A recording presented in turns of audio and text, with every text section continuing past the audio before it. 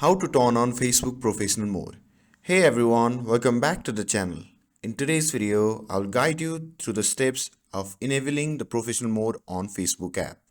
So if you want your Facebook profile to display digital creator, this video will help you achieve that.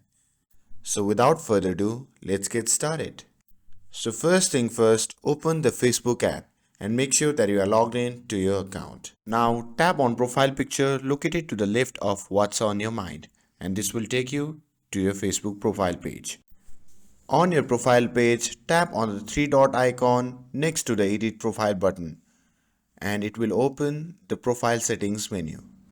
Now scroll down to the bottom and tap on turn on professional mode and the description of a Facebook professional mode will appear.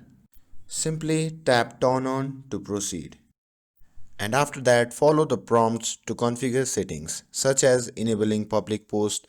Select next to finalize the setup.